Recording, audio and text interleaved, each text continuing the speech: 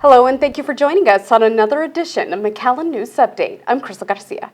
And I'm Xochitl Mora. The City of McAllen and McAllen Public Utility have sworn in their recently elected commissioners and trustees. This year's municipal election consisted of races for District 1 and District 3. Incumbent Commissioner for District 1, Antonio Tony Aguirre Jr., secured his spot for this year's election against his opponent, Timothy Wilkins. For District 3, incumbent Commissioner Mark Quintanilla lost his seat to Rolando J. Rios. After an official canvassing of the votes of the May 4th election, all elected candidates were sworn in, including Mayor Javier Villalobos and District 2 Commissioner Joaquin J.J. Zamora, who were unopposed in the election, as well as McAllen Public Utility Trustee Board members Place A. Charles Amos and Place D. Ernest Williams, who were also unopposed. All candidates were sworn in on May 12th. To see more of the election coverage, head over to the City of McAllen's YouTube to watch a recap of the live coverage on the McAllen Cable Network. A leadership award from the Texas Department of Emergency Management has been given to McAllen Assistant City Manager Jeff Johnston. Take a look. This award was presented at the annual Texas Emergency Management Conference at the Fort Worth Convention Center. Now, the award recognizes Johnston's impact on emergency management operations and community resilience. Thanks to Mr. Johnston, McAllen has enhanced its emergency response and improved disaster preparedness. The completion of Phase 2 of the Jackson Street Hike and Bike Trail was celebrated with a ribbon cutting. The ribbon cutting signified a new beginning on the growing project. The Hike and Bike Trail is set to help connect the City of McAllen and the city in Edinburgh, as the Hike and Bike Trail links both communities. The almost $3 million project allows residents to walk, jog, hike, or bike to the other city. The path is between Bicentennial Boulevard and 2nd Street trails, extending to the Jackson Road Hike and Bike Trail junction at Jackson Road and Wisconsin Road. For the 10th time, the McAllen Public Works held its annual community block party. Those in attendance were able to enjoy fun for the entire family, with carnival rides, free food, free entertainment, and a live band. The block party was also a way to kick off National Public Works Week while educating the public on what the department does for the community. Now, the annual block party is also a way for the McAllen Public Works Department to show its continued gratitude toward residents. Businessmen and women gathered to hear the latest business trends involving AI at the 2025 McAllen International Economic Summit. Bringing the aspect of this business summit, we're really bringing the rest of the world to the RGV. This year's McAllen International Economic Summit was all about artificial intelligence. We want businesses, individuals, nonprofits, and even just the general community to realize that AI is going to be something transformative, and we want to be a big part of that. Speakers at the conference described ways to use AI as a tool to enhance the workforce, with experts focusing on everything from advanced manufacturing, cybersecurity, workforce development, and even air travel. They each highlighted AI is something to be embraced, not feared. We've got hundreds and hundreds of people here today learning about AI and learning about how AI is going to affect their business. And we've got major players of industry down here and a lot of the more renowned business owners of the Rio Grande Valley. If we use AI to our advantage, we'll be A-OK, and I think that's what we're going to do here in the great state of Texas. You'll see in the audience, we have a lot of folks that represent the K-12 space, the community colleges, the career schools. It's exciting. Somebody needs to program these robots, right? And so I see us being more tech savvy. Speakers at this year's summit focused on the evolution for business learning and about the new fast-growing technology, something the City of McAllen hopes to lead the way in. We are looking to continue to be innovative and create new ideas of how to attract AI technology, make sure that we have the workforce to support it. We hope to help continue to foster the education as well as foster these AI and technology companies, and hopefully we can turn this place to becoming a hub for technology or IT in the future. For the City of McAllen, I'm Crystal Garcia. Before McAllen festivities kicked off, McAllen dignitaries welcomed an international flight from Mexico City with some very special guests. City officials welcomed travel professionals, including writers and bloggers, to McAllen in order to experience McAllen 2025 for themselves. The guests were able to enjoy and see what the 3-day art and music festival had to offer firsthand to help promote McAllen to an international audience. McAllen's McAllen Festival returned to the city with thousands in attendance. Live music included Grammy Award winner Lila Downs and other international musical acts, as well as artists, vendors, and more. Residents were able to experience 3 days of art, culture, and music that focused on the city's deep Latino roots. Some of the artists were from the Rio Grande Valley, while others came in from Mexico. Those in attendance were able to see artists paint murals in front of them, while also experiencing a mercado, dancing, and even a nightly calenda parade, which brings larger-than-life movement with stick people to dance in the plaza. The 3 days highlighted the Latino culture in McAllen and the Rio Grande Valley. For the first time in 5 years, the Border Texan of the Year Gala returned to McAllen, and with a special and heartwarming tribute. Here's that story. For the first time after a 5-year hiatus, the Border Texan of the Year Gala commenced with a sold-out crowd.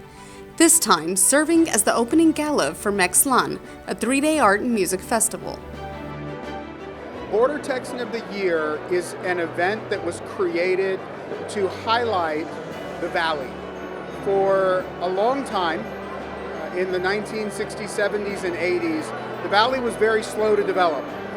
There was a lack of attention, a lack of resources, and so a group of community leaders put together the Border Texan of the Year committee with the purpose of reaching outside of the Valley to bring leadership to the Valley, to highlight what we have to offer by way of our culture, by way of our people, by way of the workforce that we have, and the opportunity that we have. For nearly 4 decades, Border Texan of the Year has highlighted and rewarded community leaders for how they give back. This year, Border Texan of the Year Award recipients were Jim and Kathy Collins. It's an opportunity to celebrate giving to the community, generosity, kindness, and at the same time, there's a fundraising element. Several worthy causes in our community are going to benefit from the proceeds. 5 organizations of the recipients' choosing were all awarded with $25,000. Worthy recipients celebrated for a worthy cause, giving back to the community. But amongst the large crowd, one was missing. McAllen's late Assistant City Manager, Joe Vera, who helped start it all. We started honoring people in tents in a small park in Hidalgo, and just take a look tonight where it's come. So Joe Vera is responsible for all of that. This will be the first Border Texan of the Year event that he does not attend. Since 1989, he was a big part of every single one. For many who knew Mr. Vera, this was a moment of gratitude and a testament to who he was and what he stood for. I have known Joe Vera probably for 35 years, worked with him this whole time. I feel so grateful to know him, and I think the thing that most struck me from Joe is that he would do all this stuff, then he'd be in the back. He never wanted any recognition. He never wanted people to announce that he had done it, and he was always the backbone for everything that was done, not only in Hidalgo, but also in McAllen. Joe was a remarkable man. I knew him since I moved to the Valley in 1999, and Joe looked at the Valley as a gem of the world, you know, the eighth wonder. He saw the potential for this community and worked and knew that it was going to take arts, culture, recreation, a desire, creating an environment where people wanted to come and wanted to excel. That was Joe's mission, that was Joe's vision. Building something bigger than what we had. And he did just that. Larger-than-life events, such as the annual McAllen Holiday Parade. And that was his joy, that he actually could see people enjoying the parade. He loved having all the balloons there. I mean, who would bring that? You know, the first in the whole valley south of San Antonio, you find nothing like that. But Joe did. And Joe never said, I brought it. It was always the city of McAllen. So I think that sticks with me, and that's such a lesson for everybody going forward. A reflection of Joe's love, dedication, humility, and kindness were remembered and honored by the Border Texan of the Year Committee by creating a scholarship in his name. Something those who knew him best say he would have loved. I know he's looking down on us and saying, okay, you did a good job.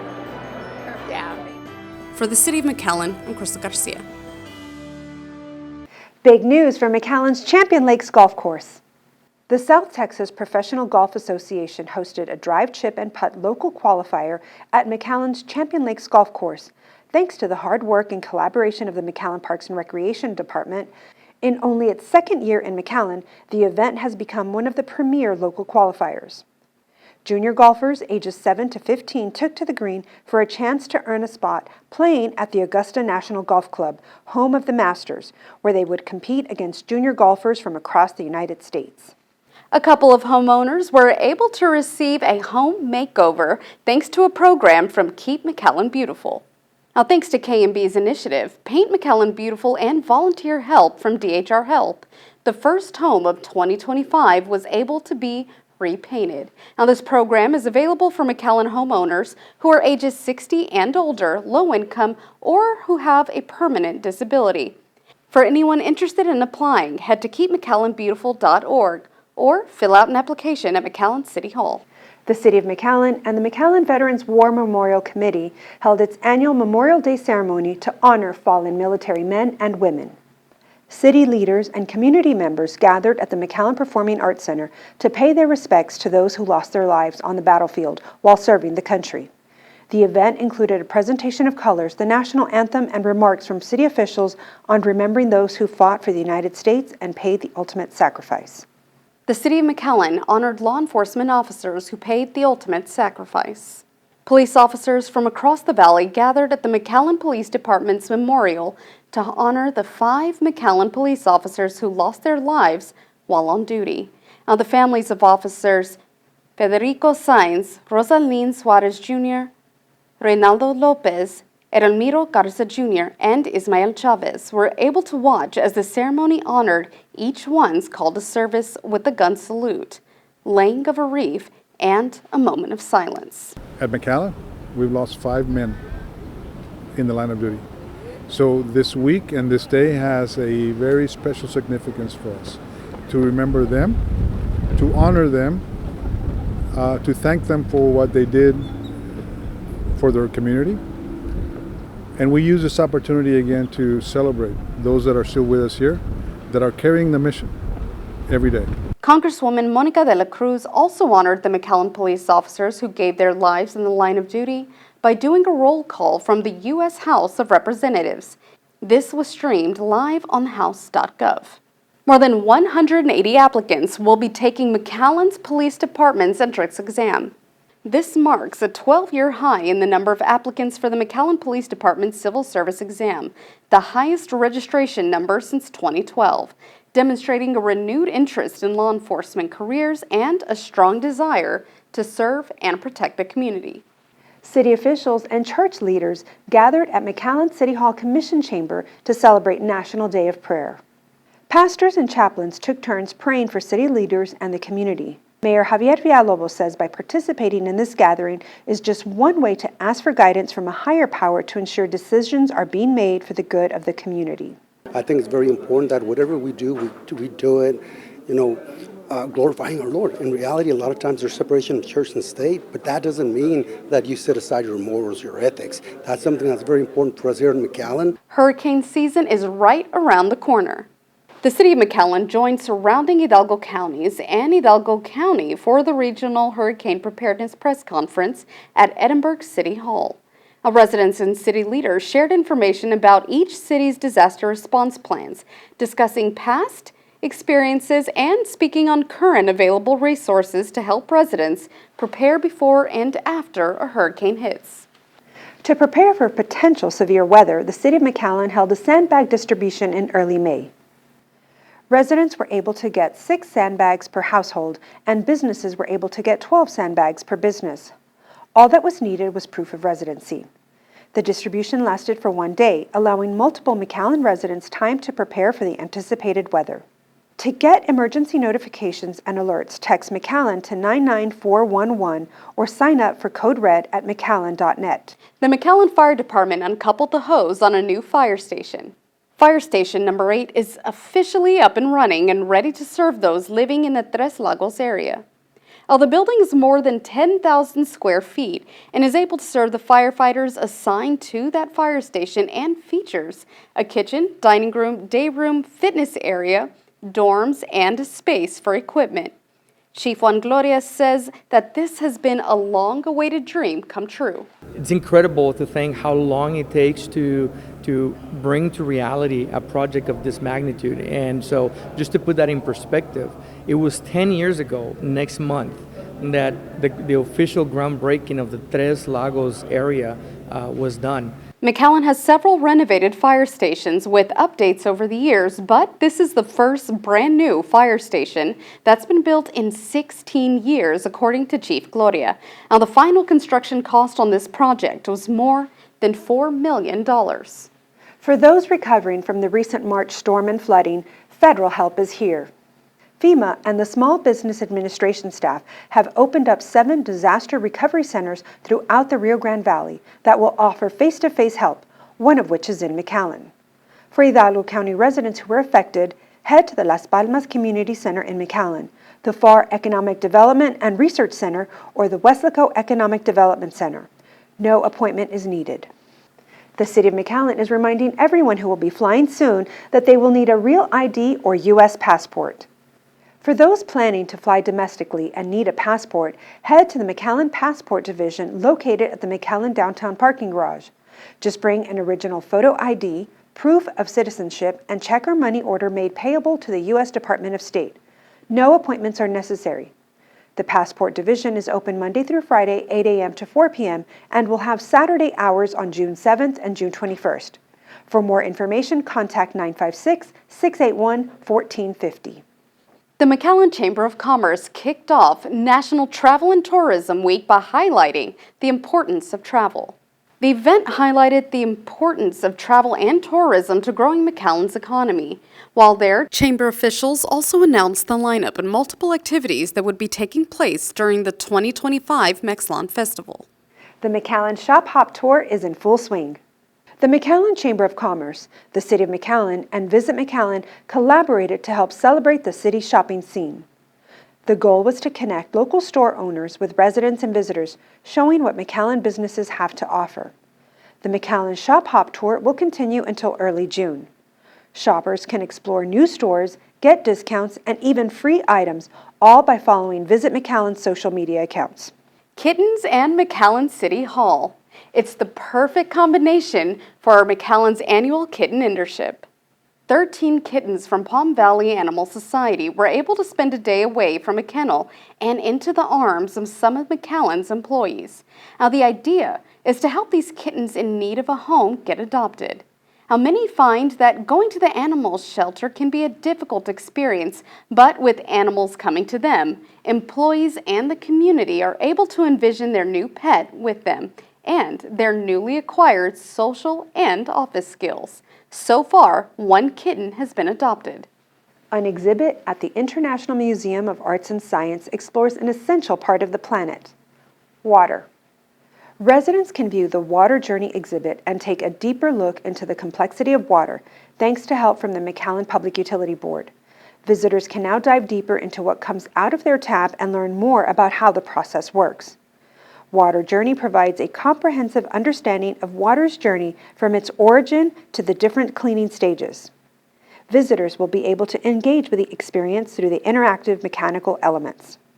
Well, that's all we have for you today. Thank you again for joining us. I'm Crystal Garcia. And I'm Xochitl Mora. Before we leave, we want to give you a glimpse of the 2025 Palm Awards. Enjoy.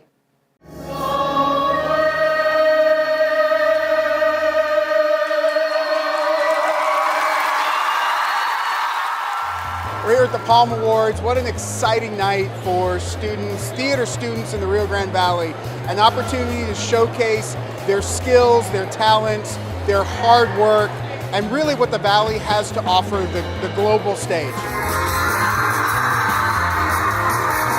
We are here celebrating the 7th Annual Palm Awards. We're really excited about how far we have come with this award ceremony. Our students deserve the absolute best of the best. It's such an exciting night. We get to celebrate 30 high schools that range from Brownsville all the way to Rio Grande City. We're handing out $25,000 worth of scholarships. We have all these universities that come apart and adjudicate these kids.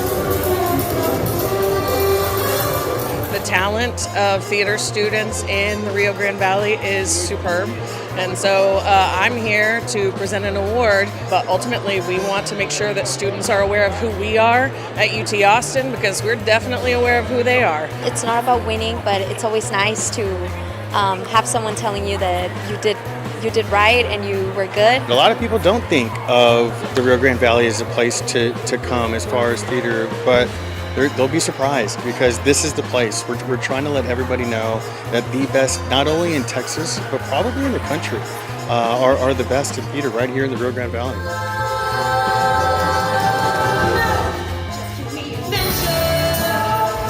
I don't see very many events like this across the state and across the country. Getting to hear a little bit about how it has started and continued to evolve and thrive as a theater student, this would have been my Super Bowl.